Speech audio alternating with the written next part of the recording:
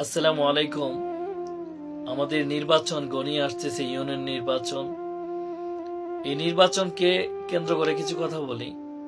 আমাদের ইউনিয়নে এখন এমন অবস্থা হয়েছে, জনগণ থেকে প্রার্থীর সংখ্যা বেশি।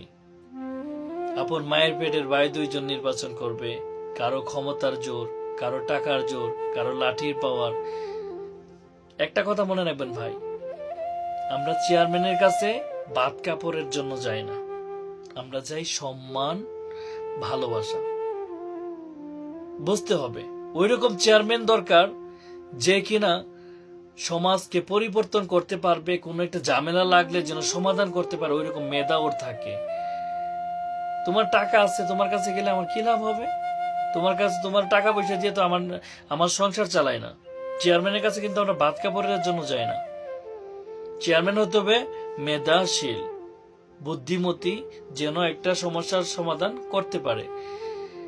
আমাদের পারিবারিক একটা কথা বলি আপনাদেরকে। আমাদের এলাকার একটা ভাই একজনের কাছে গিয়েছিল একটা সাধারণ একটা ফ্যামিলিগত চাচা বাতিজার ঝামেলা, এটা সমাধান করে দেওয়ার জন্য। দুইটা ভাই বিদেশ থেকে দেশে গেছে পারিবারিক সমস্যাটা সমাধান করার জন্য, ওই রাজনীতিবিদের কাছে গেছে, উনি সমাধান করতে পারে নাই। তুমি সাধারণ একটা ফ্যামিলির বিষয়ে তুমি সমাধান করতে পারো না, তুমি কিভাবে দেশ পরিচালনা করবা? তুমি কিভাবে ইউনিয়ন পরিচালনা করবা? তুমি চেয়ারম্যান হয়ে কি করবা? সো আমাদের ওই রকম চেয়ারম্যান দরকার যার দ্বারা সবকিছু পরিবর্তন হয়। হ্যাঁ, তোমার হাতে যদি তোমার মেধা দিয়ে, তোমার শক্তি দিয়ে যদি না কলাই, প্রশাসনের হাত ধরো, প্রশাসনের কাছে যাও, তুমি নিজে নিয়ে যাও, তারপরে এটা সমাধান করতে চেষ্টা করো, তাই না?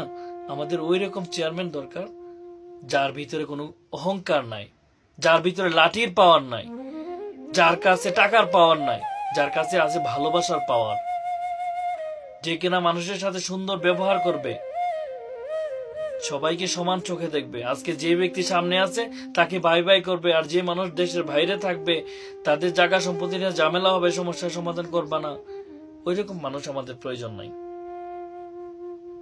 বিশেষ করে প্রবাসীর ফ্যামিলিগুলো অনেক লাঞ্ছিত বঞ্চিত হয় এলাকাতে, তাদের বিচার পায় না, সম্মান পায় না, ইজ্জত পায় না। সো আপনারা এই কাজটা করবেন না। আরেকটা জিনিস, আমরা অনেক সময় ভোট বিক্রি করি, এই ভোটগুলা বিক্রি করবেন না। আপনারা মনে রাখবেন, এই ভোটগুলা লিস্ট, তারা কার ভোটগুলা কিনছে তাদের কাছে একটা লিস্ট থাকে। যখন সে নির্বাচন হয়ে যাবে, ওই টাকাটা আপনাদের মধ্যেই, যখন আপনাদের কোনো ঝামেলা, বিয়ে শাদীর ঝামেলা, জায়গা নিয়ে ঝামেলা, ওই টাকাগুলো আবার আপনার থেকে আদায় করবে। আপনি যদি 5 টাকা নেন, আপনার থেকে 20 টাকা আদায় করবে। সো এই ভুলটা করবেন না, টাকা খান, জায়গা মতো ভোট দিবেন। ধন্যবাদ সবাইকে।